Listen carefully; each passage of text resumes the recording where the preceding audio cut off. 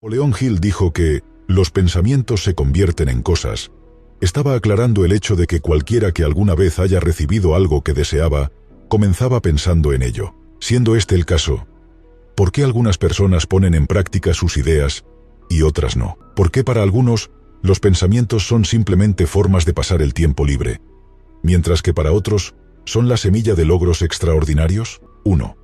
La ciencia detrás de la acción. El Dr. Srini Pillay, profesor adjunto de psiquiatría en la Facultad de Medicina de Harvard, tiene una perspectiva única y valiosa sobre esta cuestión. Él es un investigador de imágenes cerebrales que ha estudiado el cerebro durante más de 17 años en un laboratorio del Hospital McLean, el hospital psiquiátrico más grande de Harvard, votado constantemente como uno de los 3 mejores hospitales psiquiátricos de los Estados Unidos. Además de estar sumamente capacitado para hablar del cerebro desde un punto de vista profesional, él es también un testimonio vivo del hecho de que los pensamientos se convierten en cosas, y un experto, por experiencia personal, en superar los obstáculos que pueden interponerse en el camino de ese proceso. Cuando se le preguntó cómo llegó a Harvard, Srini respondió con total naturalidad: los llamé. Resulta que eso es exactamente lo que hizo. Cuando se dio cuenta de que quería ir a Harvard, cogió el teléfono y llamó. Fue entrevistado por teléfono, y 2 semanas después, recibió una llamada informándole que estaba dentro. El resto es historia. Ahora bien, hay que decir que Srini lo había hecho particularmente bien antes de hacer esa llamada telefónica. Ya era un destacado estudiante de medicina, concertista de piano, poeta y deportista. Pero como señaló, probablemente había muchas otras personas que tenían credenciales similares. La diferencia fue que, tan pronto como tuvo este pensamiento, actuó en consecuencia. Explicó que, desde un punto de vista biológico, para que ocurra una acción, el cerebro de acción, o corteza motora, tiene que estar activado. Para pasar de una idea o pensamiento a la acción, hay que estar lo suficientemente comprometido con el pensamiento como para convertirlo en una prioridad. Su compromiso surgió al reconocer que simplemente no podía soportar la situación en la que se encontraba y necesitaba salir. Cuando reconoció plenamente que realmente necesitaba elegir dónde iba a hacer su residencia en psiquiatría, la positividad de hacer ese cambio fue mayor que quedarse estancado en la misma vieja situación en Sudáfrica, hasta el punto de que a su cerebro simplemente le provocó llamar. Este tipo de situación, en la que conscientemente le dices a tu cerebro por qué las circunstancias actuales no son buenas y el futuro es mucho más deseable, te permite llegar a un acuerdo con tu cerebro para cambiar. De hecho, los estudios muestran que este tipo de enfoque de pros del futuro y contras del ahora, lo que se llama sopesar la situación, activa la corteza frontal izquierda y aumenta tanto su compromiso con el cambio como las posibilidades de que usted no vuelva simplemente a lo que estaba haciendo.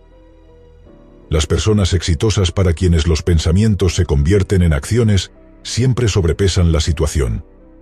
Y aquellos que no hacen esto tienen dificultades para convencer a sus cerebros de que actúen. Sin embargo, la pregunta sigue siendo: ¿por qué algunas personas actúan según sus pensamientos mientras que otras no? Como ha demostrado la investigación, de hecho existen bastantes obstáculos que pueden interferir con la evolución del pensamiento a la cosa. La buena noticia es que, para cada uno de estos obstáculos, también existe una forma fácil de superar. 2. Comenzar con el final. Para empezar, Srini señaló un antiguo sutra, truismo, de los Yoga Sutras de Patanjali, que afirma que el deseo y su satisfacción son continuos, separados solo por el tiempo y el lugar. Según Srini, para cerrar la brecha entre los dos, simplemente tenemos que fomentar las condiciones adecuadas en nuestro cerebro para actuar. Una de las razones principales por las que algunas personas no toman medidas sobre sus pensamientos es que se olvidan de cambiar su mentalidad por una mentalidad de meta desde el principio. En el momento en que una persona exitosa tiene un deseo, comenzará a comportarse como la persona que ya ha logrado ese deseo. Por ejemplo, las personas exitosas que quieren ser multimillonarias comenzarán a pensar como ellos mucho antes de tener los miles de millones reales en su poder. Ya sea que quieras convertirte en médico o bailarín, debes pensar, sentir y trabajar como tal antes de convertirte en uno. Es la única manera de llegar allí. Neurológicamente hablando, los pensamientos son impulsos o patrones eléctricos en el cerebro. Los experimentamos en palabras o en imágenes, pero son simplemente electrones que fluyen en un circuito. Este circuito de pensamiento tiene que conectarse con el circuito de hacer o acción para que los pensamientos se conviertan en cosas. Esto se hace más fácilmente si nos imaginamos ya en la meta, porque efectivamente, nuestra imaginación programa el GPS del cerebro con un destino. Cuando eso suceda, el cerebro trazará la ruta hacia su destino. Entonces, ¿por qué tanta gente se imagina en un crucero pero nunca llega a experimentarlo? ¿O imagina estar enamorado de la persona perfecta, pero nunca conocer a nadie? ¿O soñar con el día en que podrían perder peso y nunca hacerlo? Según Srini, es porque hay una manera correcta y una manera incorrecta de emplear la imaginación al servicio de un objetivo. Piensa en los deportistas expertos. Los científicos han estudiado sus cerebros y su psicología durante años y han descubierto cosas sorprendentes. Cuando la gente imagina levantar pesas más pesadas, puede hacerlo. Cuando imaginan nadar, aumenta la flexibilidad de sus articulaciones.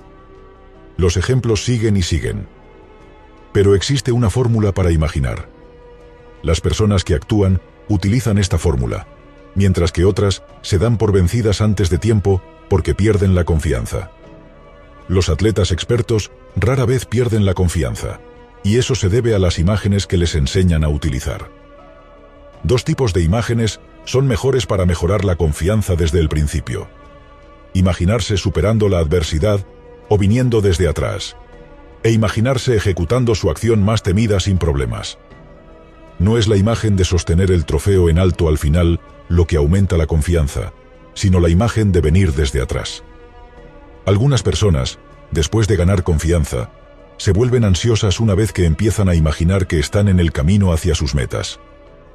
Entonces, dejan de imaginar temprano. Los estudios nos muestran que la imagen real marca la diferencia. Cuando imaginas en primera persona, el cerebro se activa con más fuerza, pero también provoca más ansiedad. Para lidiar con esta ansiedad, Srini sugiere cambiar a una perspectiva en tercera persona, en la que ves una imagen real de ti mismo, vista desde fuera de tu cuerpo, en la situación. Imaginemos, por ejemplo, los campeones de pista. Ellos, al imaginar en tercera persona, se verán alineados en la línea de salida, o corriendo en la pista, o llegando primero a la meta. En primera persona, imaginarán solo la pista que tienen delante. Ambos tipos de imágenes son excelentes para tu cerebro. Comenzar con la tercera persona y luego pasar a la primera puede ayudar a reducir la ansiedad. Srini advierte, sin embargo, que nada de esto importa si realmente no crees en tu objetivo. Cuando crees en tu imagen-pensamiento, tu cerebro intentará generar una respuesta a ella. Por ejemplo, si te pidiera que imaginaras girar tu mano 20 grados, el centro de acción de tu cerebro se activará como si realmente estuvieras haciendo esto. Pero si te pidiera que te imaginaras rotándolo 270 grados, tu cerebro simplemente se quedaría estacionado. Sin activación. Ninguna acción. Esto se debe a que su cerebro no cree que esto es posible. Cuando no crees que algo es posible, tu cerebro no pierde el tiempo en intentarlo. Por eso la misión de mi vida es exponer a las personas a la ciencia de lo que es posible en todas las formas que pueda. ¿La línea de fondo? Quienes actúan se atreven a imaginar, y lo hacen de una manera muy concreta. 3. Pierde tus engaños.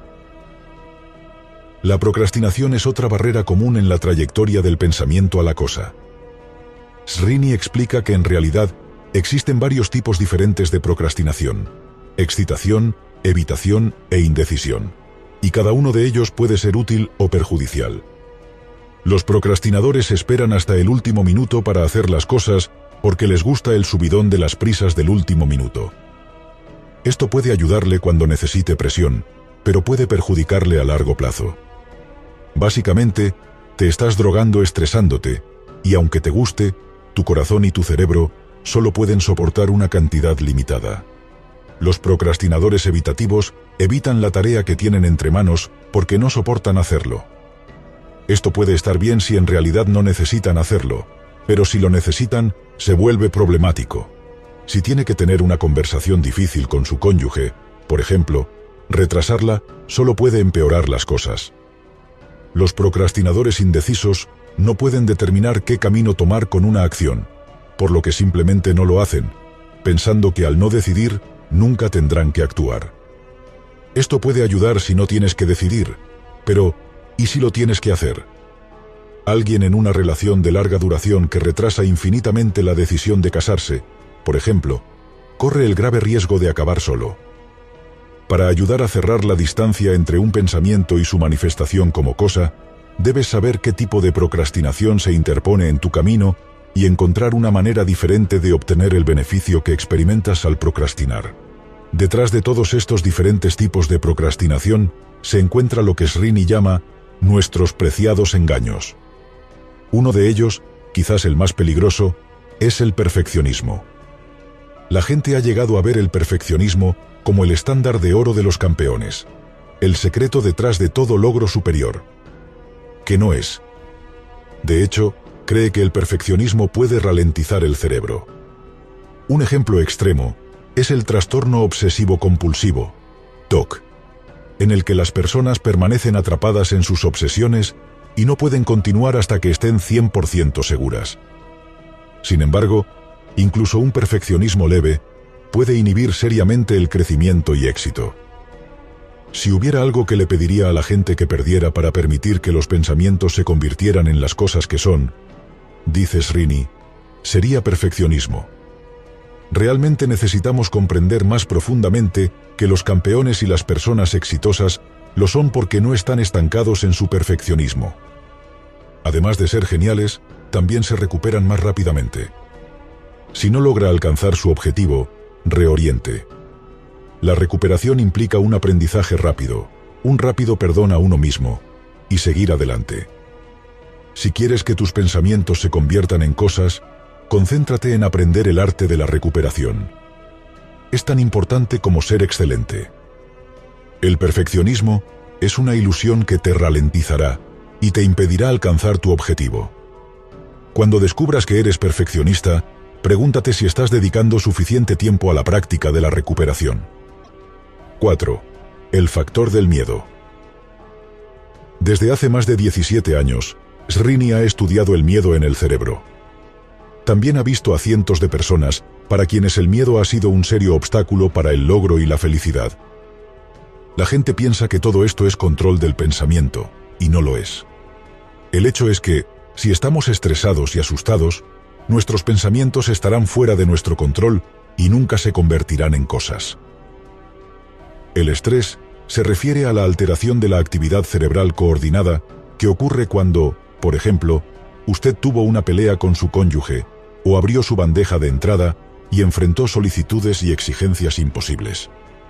Las personas a las que les sucede esto frecuentemente llegan a un acuerdo oculto consigo mismas de que su objetivo es simplemente pasar el día. Incluso se convencen a sí mismos de que no tienen pensamientos sobre el éxito, o si los tienen, no tienen interés en que esos pensamientos se conviertan en cosas. Si tienes este estrés, y luego tienes que ir a una evaluación de desempeño, visitar a tus suegros, o reunirte con amigos en un restaurante mientras estás a dieta, ninguna reestructuración o reenfoque te permitirá alcanzar tu objetivo. De hecho, tratar de controlar tus pensamientos solo hace las cosas peor. Entonces, ¿qué haces? Una opción eficaz es practicar lo que los científicos llaman introspección emocional, y los médicos llaman atención plena. En pocas palabras, esto implica poner tu atención en tu respiración y permitir que tus pensamientos sean simplemente la electricidad que son, sin atribuirles significado. Haga esto durante 20 minutos 2 veces al día, y podrá cambiar la forma en que las neuronas se comunican entre sí en su cerebro, haciendo que sea mucho más probable que su cerebro coopere para ayudar a convertir sus pensamientos en cosas. Otra opción es abordar el estrés. La clave aquí es transformar su sensación de estrés de algo vago, abrumador y aterrador a algo concreto y controlable. Averigua exactamente qué es lo que te estresa. Escribe cada elemento en una hoja de papel hasta que hayas vaciado tu cabeza y no puedas pensar en nada más. Y luego, intente controlar sus pensamientos, replanteándolos o reenfocándolos. Una vez que lo hagas, tus pensamientos estarán en condiciones de ser controlados lo suficiente como para reducir tu ansiedad y reducir la activación en tu amígdala o el centro de ansiedad del cerebro, y luego convertirse en cosas. También debes asegurarte de articular tus pensamientos de una manera que permita a tu cerebro actuar en consecuencia. Como dice Srini, necesitamos pensar en los pensamientos como bloques de construcción. Deben tener el tamaño y la forma adecuados para que podamos convertirlos en lo que queremos. Continúa explicando que un pensamiento, cuando ocurre al principio, es en realidad una intención, y que hay dos tipos de intenciones en el cerebro: intenciones de meta e intenciones de implementación. Las intenciones de los objetivos son amplias. Quiero perder peso, o quiero ser rico. Estos son excelentes puntos de partida, pero a menudo son demasiado grandes o inespecíficos para que el cerebro pueda hacer algo con ellos. Tienes que convertirlos en intenciones de implementación para que tu cerebro los convierta en cosas. En lugar de una intención general de perder peso, por ejemplo, enmarque lo pensado en términos direccionales muy específicos, como: quiero perder 5 libras este mes yendo al gimnasio los lunes y viernes de cada semana a las 8 de la mañana. Cuando divides los pensamientos de esta manera, se convierten en increíbles bloques de construcción para tus objetivos y el cerebro se vuelve mucho más cooperativo. Muchos estudios han demostrado ahora que las intenciones de implementación son superiores a las intenciones de objetivos a la hora de aumentar las posibilidades de que los pensamientos se conviertan en cosas, especialmente si los dices en serio y no simplemente los dices. Una forma de darle más sustancia a tus intenciones es transferir pensamientos de una lista de tareas pendientes a tu calendario con un recordatorio. El cerebro tiene mucho que hacer en un día cualquiera. Ayudarlo de esta manera hará que realmente te sirva y quiera ayudarte a alcanzar tus objetivos. 5. Salta ese circuito. Si descubre que, a pesar de todos sus esfuerzos, sus pensamientos aún no avanzan, puede deberse a que su mente ha adquirido precisamente el hábito opuesto, estancada en una especie de circuito que lo mantiene en una rutina de no logro. Un renombrado estudio realizado hace muchos años ilustra este fenómeno. En él, un grupo de psicólogos se reunió para observar el comportamiento de los niños y notaron algo extraño. Cuando los niños estaban en sus cunas, jugaban con sus juguetes y luego los tiraban. Comenzaron a llorar. Sus madres recuperaban el juguete y se lo devolvían. Empezarían a aplaudir y a alegrarse. Entonces, cuando sus madres se daban vuelta, los niños tiraban el juguete nuevamente. Los investigadores han denominado este tipo de conducta de retención de compulsión, y se desarrolla en todo tipo de escenarios. Incluso hay alguna evidencia que sugiere que estamos programados para ello. Cuando nos quedamos atrapados en un circuito de decepción, simplemente tratamos de ser cada vez mejores en la decepción en lugar de saltar al circuito de la realización. Un mecanismo clave para romper este ciclo es girar el sistema de atención de su cerebro de sobrevivir a prosperar. Esto, según Srini, conduce a la ciencia de la posibilidad, que es su teoría básica, basada en años de investigación en ciencias del cerebro y en la observación de la forma en que las personas se comportan en los niveles más profundos. Al convertir pensamientos en cosas, dice, hay que pensar en términos de posibilidad más que de probabilidad. ¿Cómo lo han hecho las excepciones? No lo que la mayoría de la gente ha experimentado. ¿Cómo terminan las personas con una inteligencia media en carreras de gran éxito?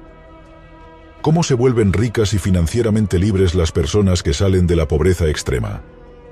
Esas son las preguntas correctas que debemos hacer. Decir, ¿cómo puedo lograrlo cuando tengo estas adversidades? Probablemente hará que tu cerebro se congele y busque consolarte. De hecho, es posible que nunca te esfuerces lo suficiente porque tienes miedo de fracasar. Esta falta de esfuerzo se llama autodiscapacidad. y casi todas las personas que Srini ha visto a lo largo de los años están atrapadas en ella hasta cierto punto. Tienen miedo de esforzarse lo suficiente porque se sentirán tontos si fallan, en lugar de estar orgullosos de haberlo intentado y haberse vuelto mucho más fuertes y más cercanos a su objetivo por haberlo intentado. Recuerde, cada práctica es una prueba que vale la pena si se aprende de ella.